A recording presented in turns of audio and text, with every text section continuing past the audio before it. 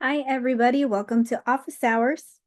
And today we're going to talk about how to do your manuscript and what is it. So your manuscript is supposed to help you plan and prepare your speech. If you're speaking from a manuscript, there are some things that you need to consider. One is that you want to make sure you don't sound like a robot, that you bring intonation and a natural speaking voice, even though you are reading from a piece of paper. I also recommend that you write your manuscript regardless of whether you're going to use one or not to do your speech from. And the reason why is because aside from planning what you're going to say, you're thinking out what you want to say, that message that you're going to provide, that word choice.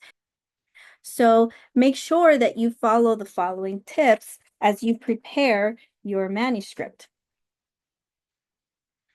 Big font on that manuscript. Print out your manuscript one-sided, not double-sided. Color code your manuscript. Write cues on your manuscript, including taking a breath.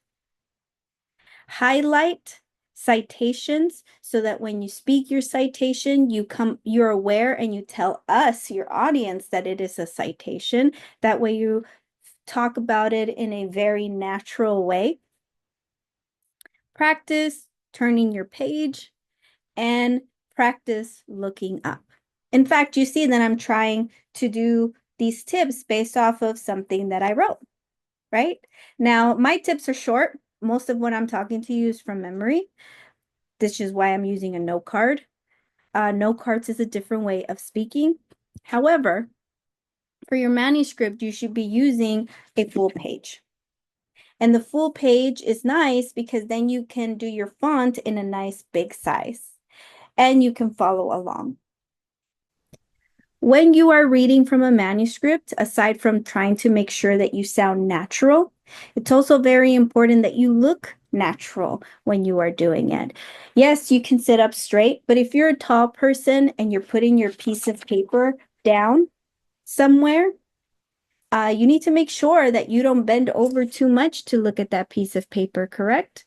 You also need to make sure that it's not too in your face, the piece of paper, right? That it takes away from us being able to see your facial expressions and you making connections with us as well. And the audience. The audience needs to feel like you're speaking to them. But if you're like this the whole time, it doesn't just take from eye contact, but it also takes from your voice. The paper is an obstacle for your voice to travel. You can hear me much more clearly now than here, correct? We don't want to hide behind our piece of paper either. So make sure that you are using something that you can place your paper on. I know it seems weird to practice turning the page, but it's a really important thing to practice so it becomes second nature when you're actually doing your speech live. Do I want to turn my page like this? Do I want to turn my page like this? Right? Maybe this makes it easier for me. If I lose my train of thought or if I forget something, I have both the last page and the page I'm currently on. I feel like this is the best way because if you shuffle your papers underneath, all of this noise also becomes very, very distracting for your audience, especially if you have a microphone. So I highly recommend doing it like this. It makes a little less noise. I don't suggest holding your paper, right? Because if you're nervous, the microphone, even without a microphone, we won't just see it as an audience, but we'll also hear it. So you have to consider how you're going to move your paper. I would practice it at home as you are practicing your speech, and then I would use my fingers to follow along so that I know where I'm at always. So if I continue, I go down, I'm following along, turn my page, I do the same, and I practice this way. I feel like this would be the most effective way for you to turn your paper. Most places have podiums If you don't and you have to hold on to it, try to hold on to it very steady and try to place it somewhere mid-chest.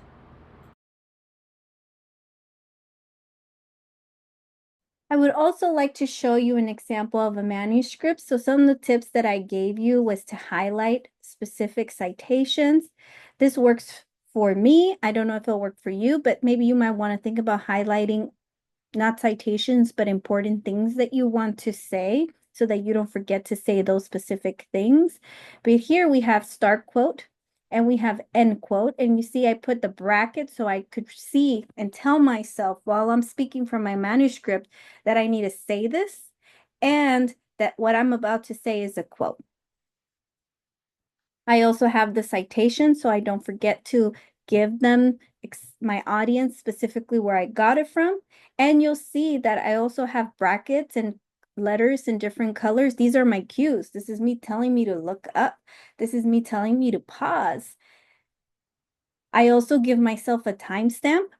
I should be at 30 seconds. Maybe you have your phone or a timer in front of you keeping track. So I'd be able to look at my phone and I'd be able to see where I'm at and tell myself that I'm on the mark, that I'm going to make my time crunch, whatever that time I'm being allotted to say my piece. I also write notes for myself. You got this to motivate me as I'm making this speech. And I do that in a different font so that I don't say it out loud. I also give myself a hint of where I'm at.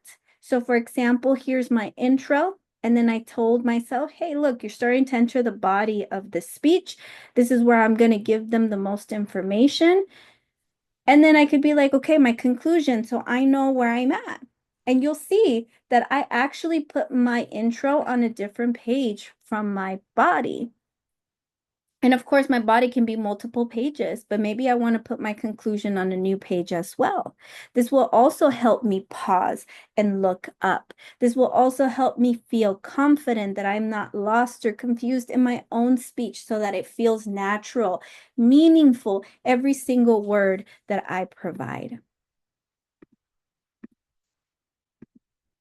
I hope that this helped. Good luck on your speech.